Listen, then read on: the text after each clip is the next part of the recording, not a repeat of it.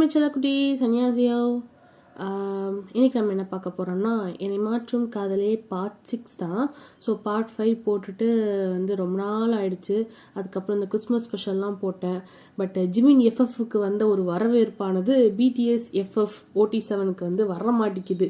I don't know why. ஒருவேளை ஊருக்குள்ளே இருக்கவங்க பூரா ஜிமின் ஃபேன்ஸாக இருக்கீங்களோ, ஜிமின் பயாஸாக இருக்கீங்களோ, ரொம்ப தப்புமா. எல்லாரையுமே ஒரே மாதிரி பார்க்கணும். என்ன ஓகே, என்ன அப்படின்னா ஏன் கொஞ்சம் டிலே ஆயிடுச்சு என்னை மாற்றும் காதலே போடுறதுக்கு அப்படின்னா, என் ஆளுக்கு உடம்பு சரியில்லாமல் போனதுனால பார்த்தீங்கன்னா என் உடம்பு தாங்க முடியல போல். எனக்கும் லைட்டாக என்னையும் லைட்டாக ஒரு 2 நாள் படுத்த படுக்கையில் போட்டுருச்சு. அதனால தான் எந்திரிக்க முடியாத காரணத்தினால கொஞ்சம் டிலே ஆயிடுச்சு.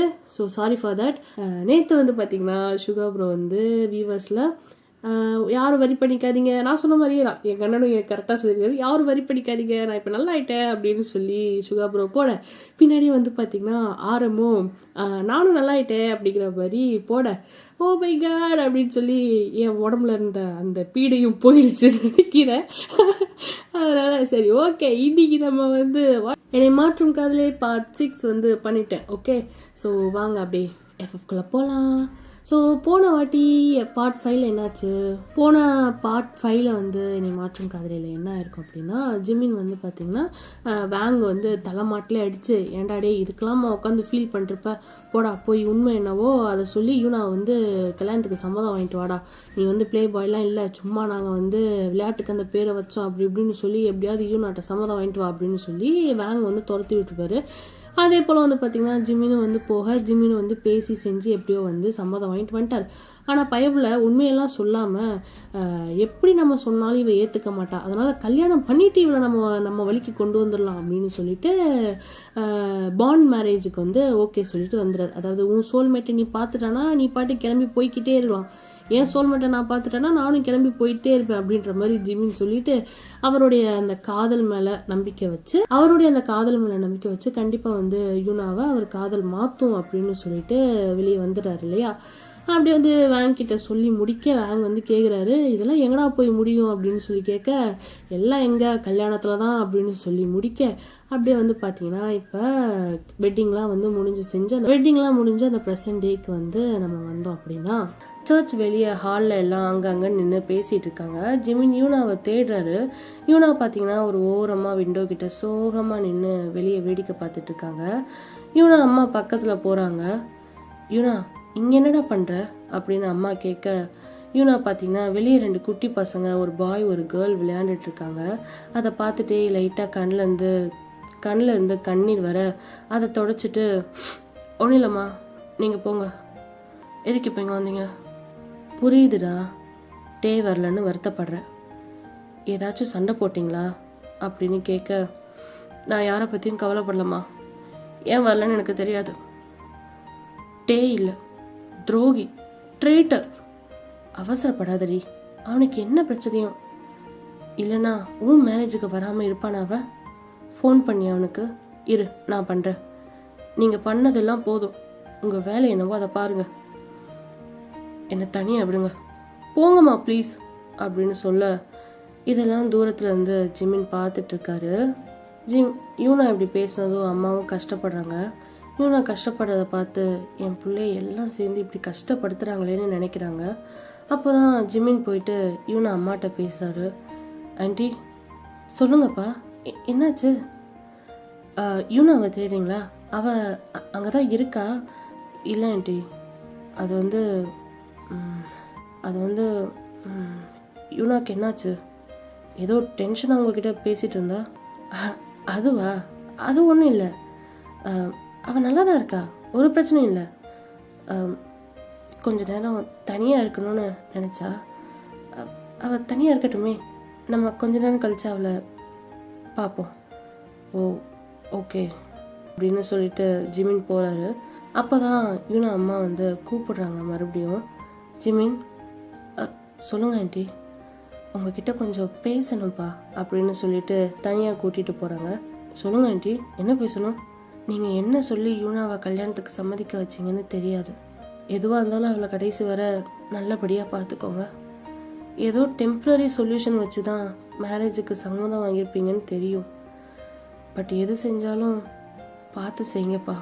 உங்களுக்கு தெரியாதது ஒன்றும் இல்லை. நாங்கள் ஒன்றும் பரம்பரை பணக்காரங்களோ இல்லை பரம்பரை சொத்து சேர்த்து வச்சவங்களோ கிடையாது.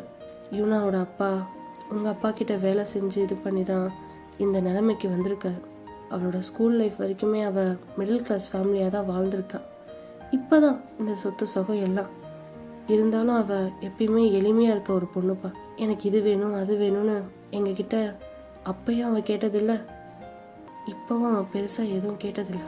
2 விஷயம் மட்டும்தான் அவள் ஆசைப்படி இருக்கணும்னு நினச்சா. கெரியர் அப்புறம் லவ் பார்ட்னர். இது 2 மட்டும்தான் அவள் விருப்பப்படி இருக்கணும்னு ஆசைப்பட்டா. ஆனால் நாங்கள் அதை கூட அவள் ஆசைப்பட்ட மாதிரி கொடுக்கல. அவள் லைஃப்பில் இத்தனை நாளாக 3 பேர் தான் இம்பார்ட்டண்ட்டானவங்க. ஆனால் நாங்களே அவள் மனசை ரொம்ப கஷ்டப்படுத்திட்டோம். இனி நீங்கள் தான் அவளுக்கு எல்லாமே. உங்களை பற்றி தப்பாக பேசுனதெல்லாம் மனசில் வச்சுக்காம அவளை நல்லா பார்த்துக்கோங்க. என் பொண்ணுன்னு சொல்லலை, இருந்தாலும் அவள் ரொம்ப நல்ல மனசு உள்ளவள். ஆனால் என்ன, இந்த கோபம் அப்புறம் அவசரப்பட்டு டிசிஷன் எடுக்கிறது, அதுதான் அவள் பெரிய பிரச்சனையே, பெரிய மைனஸ் பாயிண்ட். மற்றபடி நல்ல பொண்ணு, நல்ல டேலண்டான பொண்ணு, நல்ல அறிவுள்ளவ. அவங்க அப்பாவுக்கு எப்படி இத்தனை நாளாக பிஸ்னஸில் ஹெல்ப்ஃபுல்லாக இருந்தாலும் உங்களுக்கும் அது போல் இருப்பா அப்படின்னு சொல்லி அம்மா ஜிமின்கிட்ட பேசி முடிக்கிறாங்க. நீங்கள் ஒன்றும் வரி பண்ணாதீங்க ஆண்டி, நான் யூனாவை நல்லபடியாக பார்த்துப்பேன்.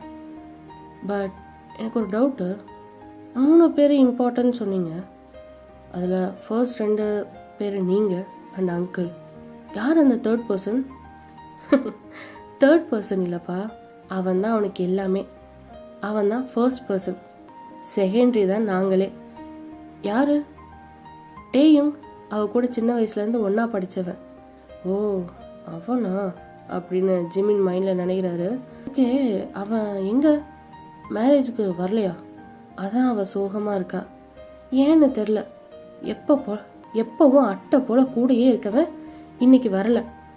மேரேஜ் வேலையில் கூட நேற்று வரைக்கும் ஹெல்ப் பண்ணிட்டு இருந்தான் எங்களுக்கு. எங்கள் புள்ள மாதிரி அவன். புள்ள மாதிரி என்ன, புள்ளையே தான் அந்த நாய். ஆனால் ஏன்னு தெரியல இன்னைக்கு வரல. இருக்கட்டும், நேரில் பார்த்தா செத்தான் அவன். என்ன ஆச்சுன்னு தெரில. ஃபோன் எடுக்க மாட்டேங்கிறான், மெசேஜ் பண்ணால் ரிப்ளையும் இல்லை. இவட்ட கேட்டால் சரியான பதில் சொல்ல மாட்டேங்கிறா. அடிக்கடி 2 பேருக்குள்ளே ஏதாச்சும் சண்டை வரும். ஆனால் எப்பயும் இப்படிலாம் அவன் பண்ணவே மாட்டான். இவளை பார்க்காம அவன் ஒரு நாள் கூட இருக்க மாட்டான். இப்படி பெஸ்ட் ஃப்ரெண்ட் மேரேஜு கூட வராமலாம் இருக்க மாட்டான். அதான் ஒரே வருத்தமாக இருக்குது. என்னாச்சோ ஏதாச்சோன்னு ஒரே பதட்டமாக இருக்குது. அவங்க அப்பா அம்மா கூட இன்னும் வரலை. அவன் எங்கே இருக்கான்? நம்பர் கொடுங்க, நான் வேணா ட்ரை பண்ணுறேன்.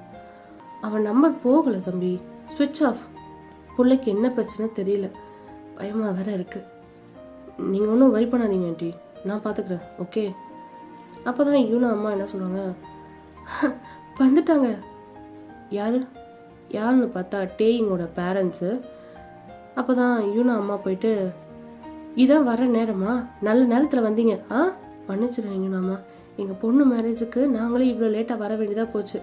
கல்யாணமே முடிஞ்சிருச்சு, மனசுக்கு ரொம்ப கஷ்டமாக இருக்குது. எல்லாம் நான் உன்னை பெற்று வச்சிருக்கேனே, அதால் வந்துச்சு. ஏன், அவன் எங்கே இருக்கான்? என்னன்னு தெரில. இன்னைக்கு காலையிலேருந்தே மூஞ்சி தொங்க போட்டுட்டு இருந்தான். என்னன்னு கேட்டால் ஒன்றும் சொல்லலை. வாடா கல்யாணத்துக்கு போனான்னா வரமாட்டேன்னு அடம் பிடிச்சிட்டு கடையை திறந்துட்டு உட்காந்துருக்கான். இவனை வச்சுட்டு என்ன பண்ணுறது எனக்கு தெரியவே இல்லை. 2 ஏதோ சண்டை தான் போட்டிருக்கோங்கன்னு நினைக்கிறேன். இருந்தாலும் ஒரு ஃப்ரெண்டு கல்யாணத்துக்கு கூட வராமல் போய் எங்கேயாவது உட்காந்துருப்பாங்களா என்ன? பிள்ளையா அதெல்லாம்? அப்பாவுக்கு தான் உருப்படியாக பிஸ்னஸில் ஹெல்ப் பண்ணுவோம் செய்வோன்னு கூட இல்லாமல் பொறுப்பு இல்லாமல் சுற்றிட்டு இருக்கான்னு பார்த்தா இப்போ ஒரு ஃப்ரெண்டாகவும் அவன் கடமையை மறந்துட்டு சுற்றிட்டு இருக்கான். அவனால என்ன பண்ணுறது எனக்கு சுத்தமாக புரியல. சப்பா அப்படின்னு படன்னு டேயும் அம்மா பேசி முடிக்க ஜிமின் வராரு.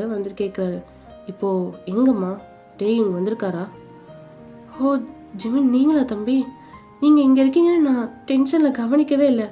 மன்னிச்சிடுப்பா, உங்கள் மேரேஜுக்கு டைமுக்கு வர முடியல. பரவாயில்லம்மா, உங்கள் பிளெஸ்ஸிங்ஸ் இருந்தால் போதும். பார்த்தீங்களா, இவ்வளோ நல்ல பிள்ளைய நம்மகிட்ட எப்படிலாம் சொல்லிச்சுங்க 2. சும்மா இருங்க டேமா, நீங்கள் வேற. சரி, டே எங்க? அவன் வந்திருக்கானா? அவனா? 2த்துக்கும் என்ன பிரச்சனை தெரில, காலையிலேயே கடையை திறந்து உட்காந்துட்டான். ஆமாம், யூனா எங்க? அவளும் அங்கே உட்காந்துருக்கா காலையிலேருந்து மூஞ்சி தொங்க போட்டு. நான் போயிட்டு பார்த்துட்டு வரேன். போங்க. யூனா அம்மா வந்து அம்மாவை யூனா கிட்ட அனுப்பி விடுறாங்க. கடையா? என்ன கடை? டேக்கு யூனாவை விட கடை முக்கியமா? தெரியலையே. அவனுக்கு யூனாவை விட எதுவும் முக்கியம் இல்லைன்னு தான் சொல்லுவான். அப்படிப்பட்டவன் இன்னைக்கு ஏன் இப்படி பண்ணான்னு தெரியலையே. நீங்கள் கடையை பற்றி தானே கேட்டீங்க? அது அவங்க அம்மா அப்படி சொல்லிட்டு போகிறாங்க. கடையில் கெஃபே ரன் பண்ணுறான்ட்டே. அப்படியா? கெஃபே நேம் என்ன? சைஃபர் கேஃபா? சரி, ஓகே. ஜிமின் அப்படியே அம்மாட்ட பேசிட்டு ஃபோனில் நெட்டில் சர்ச் பண்ணி பார்க்குறாரு. பார்த்துட்டு இருக்கும்போது தான் ஜிமின் அம்மா கூப்பிட ஜிமின் அண்ட் யூனா அம்மாவும் போகிறாங்க. ஓகே, சரிங்க யூனாம்மா, டைம் ஆயிடுச்சு. சரிங்க யூனாம்மா, டைம் ஆயிடுச்சு. கப்புள்ஸ் 2 பேரும் ஃபார்மாலிட்டிலாம் முடிச்சு வீட்டுக்கு போகட்டும். நம்ம கெஸ்டெல்லாம் ஹோட்டல் கூட்டிகிட்டு போயிடலாம். அங்கே பார்ட்டி கொடுத்துட்டு முடிச்சிடலாம். ஓகே அப்படின்னு சொல்லி நம்ம ஜிமின் அம்மா சொல்ல சரின்னு சொல்லி யூனா அம்மாவும் யூனா தேடி போகிறாங்க.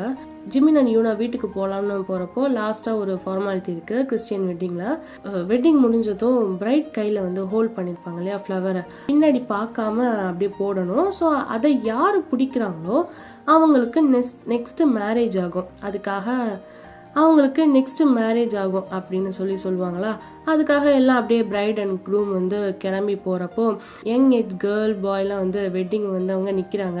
யூனாவை எல்லாரும் தூக்கி போட சொல்கிறாங்க பின்னாடி பார்க்காம. யூனா வந்து நினைக்கிறாங்க, இது கண்டிப்பாக இருந்தால் அவனுக்கு தான் போய் சேர்ந்துருக்கணும், என்ன பண்ணுறது அப்படின்னு சொல்லி நினச்சிக்கிட்டே தூக்கி போடலான்னு போகிறப்போ அப்போ தான் சடனாக ஜிமின் யூனா கையை ஹோல்ட் பண்ணுறாரு. இதை தூக்கி போடாத. ஏன்? என்கிட்ட வேற பிளான் இருக்கு, வா என் கூட அப்படின்னு யூனா கையை பிடிச்சிட்டு ஓடுறாரு. எல்லாம் பின்னாடி கத்துறாங்க, ஃப்ளவரை தூக்கி போட்டு போ யூனா அப்படின்னு கத்துறாங்க. ஜிமின் என்ன பண்ற, என்ன பிளான் சொல்றேன் வா. அப்படியே யூனா கையை பிடிச்சிட்டு இழுத்துட்டு சர்ச்சு வாசல் வந்தா ஹுண்டாய் பிளாக் கார் ஒன்று செம்மையாக ஃப்ளவர்ஸ்லாம் வச்சு டெக்கரேட் பண்ணி ரெடியாக நிற்கிது. ஜஸ்ட் மேரின்னு பின்னாடி ஸ்டிக்கர்லாம் ஒட்டி அப்படியே பலன்னு ரெடியாக நிற்கிது. ஜிமின் ஓடிட்டே என்ன பண்ணுறாரு, பாக்கெட்டில் இருந்து கீ எடுத்து கார் அன்லாக் பண்ணுறாரு. ஏறு யூனா, ஏறு. வாட்? வை? சொல்கிறேன் ஏறு. ஐயோ துரத்திட்டு வராங்க பாரு, ஏறு. ஓ மை காட், இவனோட காலில் ஏறி கஷ்டப்பட்டு அவங்களோட அந்த வெட்டிங் கவுன்லாம் எடுத்து சுருக்கி உள்ளே வச்சுட்டு உட்காடுறீங்க. ஜிமினும் வந்து பார்த்தீங்கன்னா டிரைவர் சீட்டில் காரில் ஏறி உட்காந்துட்டு டிரைவ் பண்ணிட்டு போகிறாரு ஸ்பீடாக. உங்கள் பின்னாடி எல்லாம் துரத்திட்டு வந்தாங்க இல்லையா, அவங்க எல்லாம் உள்ளே இருந்து வெளியே வந்து வெக்ஸ் ஆகி பார்க்குறாங்க. ஜிமின் இன்னும் சின்ன பிள்ளையாவே இருக்கான். What are you doing? ஏன் இவன் இப்படி பண்ணுறான்? எல்லாம் அப்படி வந்து புலம்புறாங்க. யூனா மிரர் வழியாக பின்னாடி பார்க்குறா. ஜிமின் இங்கே பார்த்தீங்கன்னா செம்மையாக சிரிச்சிட்டு வராரு. ஹே ஜிமின், ஆர் யூ மேட்? என்ன பண்ணுற நீ? பைத்தியம் தான் நீ. ஏய் சில் யூனா. செம்ம ஃபன்ல. உனக்கு எல்லாமே ஃபன்னாக தான் இருக்கும், எக்ஸ்பெஷலி மற்றவங்கள கஷ்டப்படுத்துறதுல. அப்படியே ஜிமின் வந்து ஜாலியாக சிரிச்சிட்டு இருந்தவர் இதை கேட்டதுமே ஜிமின் லைட்டாக சிரிப்பு நிறுத்திட்டு யூனாவை பார்க்குறாரு. யூனா அவங்க வெட்டிங் ட்ரெஸ்ஸை அட்ஜஸ்ட் பண்ணிட்டு இருக்காங்க. ஜிமின் பாவமாக பார்க்குறாரு. என்னை ஏண்டி இவ்வளோ ஹர்ட் பண்ணுறா? இது என்ன வாயா இல்லை வாளா? என்னை இப்படி குத்தி கிழிக்கிற வார்த்தையால அப்படின்னு சொல்லிட்டு மனசில் நினைக்க, கேட்குறேன்ல காதில் விழல, சொல்லு எங்கே போகிறோம்? வீட்டுக்கு தான், வேற எங்க? வீட்டுக்கு போகிறதுக்கு இவ்வளோ அழப்பாரியா அப்படின்னு சொல்லிட்டு தலையில் கையை வச்சுட்டு உட்காருங்க. சீக்கிரம், தலை வலிக்குது. ஈவன் எனக்கும் லைட்டாக தலை வலிக்குது. எனக்கு உன்னோட பெரிய தலைவலி இந்த உலகத்துல இல்லை. மறுபடியும் ஜிமின் யூனாவை பார்க்குறாரு. பாவமா யூனா அப்படின்னு மெதுவாக கூப்பிடுறாரு. அப்படின்னு தலையை தடவிட்டே கேட்குறீங்க. அப்போ தான் லைட்டாக காரை ஸ்லோ பண்ணி ஒரு இடத்துல நிறுத்துறாரு. கண்ணை திறந்து யூனா பார்க்குறாங்க. ஆப்போசிட்டில் ஒரு பில்டிங்கில் சைபர் கேஃப்னு எழுதியிருக்கு. இங்கேயும் காரை ஸ்டாப் பண்ணியிருக்கான். ஜிமின் காரை ஸ்டாப் பண்ணிவிட்டு அப்படியே டோர் திறந்துட்டு இறங்கி யூனா சைடு வந்து டோர் ஓப்பன் பண்ணுறாரு. யூனா கம், வெளியே வா. இங்கே ஏன் கார் நிறுத்திருக்க? இல்லை தலை வலிக்குதுன்னு சொன்னல, வா ஒரு காஃபி குடிச்சிட்டு போகலாம். எனக்கு தலைவலி போயிடுச்சு, நீ கார் எடு ப்ளீஸ்.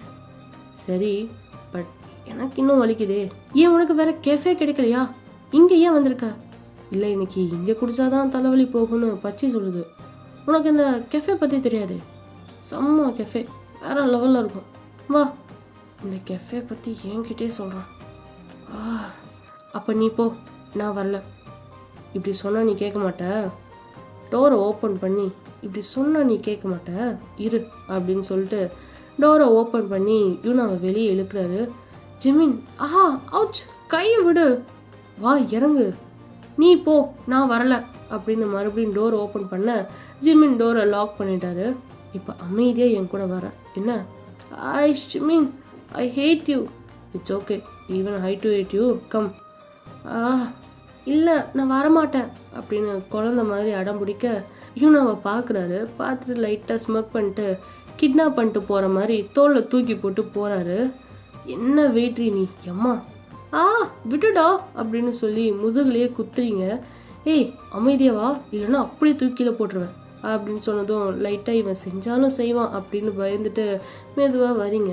அப்படியே வந்து பார்த்தீங்கன்னா உங்களை வந்து தோளில் தூக்கி போட்டுட்டு தோளில் கிட்னாப் பண்ணுற மாதிரி தூக்கி போட்டுட்டு போய் டோர்கிட்ட இறக்கி விடுறாரு. அப்படி இப்படின்னு எப்படியோ சமாளித்து டோர்கிட்ட கூட்டிகிட்டு போய் இறக்கி விடுறாரு. நீங்கள் எஸ்கேப் ஆகி ஓட பார்க்குறீங்க, பட் அப்படியே கையை வாலில் வச்சு எங்கேயும் போக விடாத மாதிரி பண்ணுறாரு. விடு ஜிமின், இரு, ஒரு காஃபி குடி, அப்புறம் பிரச்சனை எல்லாம் சால்வ் ஆகும். ஏன்னா இந்த இடத்தோட மகிமை அப்படி. இப்போதைக்கு நீ தான் எனக்கு பெரிய பிரச்சனை, இதெல்லாம் என்கிட்டே சொல்லாத, கடுப்பாக வருது. பூசு, அங்கே பாரு, க்ளோஸ்னு போட்டிருக்கு, வா போகலாம். ஆமாம், க்ளோஸ்டுன்னு போட்டிருக்கு. இரு இரு அப்படின்ட்டு டோரை ஓப்பன் பண்ணுறாரு. பாத்தியா, க்ளோஸ்னு சும்மா எழுதி போட்டிருக்காங்க, டோர் ஓப்பனில் தான் இருக்குது. ஐயோ இவனோட, டோர் ஓப்பனில் தான் இருக்குது, ஆனால் கடை க்ளோஸ்டு, வா போகலாம். சுமார். ஓகே செல்லக்குட்டீஸ், அடுத்து கெஃபே உள்ள போனதுக்கப்புறம் என்ன நடந்துச்சு அப்படிங்கிறத நம்ம நெக்ஸ்ட் பார்ட் 7ல் பார்க்கலாமா? ஸோ எஃப்எஃப் பிடிச்சவங்க சப்ஸ்கிரைப் பண்ணுங்கள், like, comment and share with your friends. Okay, tata, bye bye armies, அன்யாங்.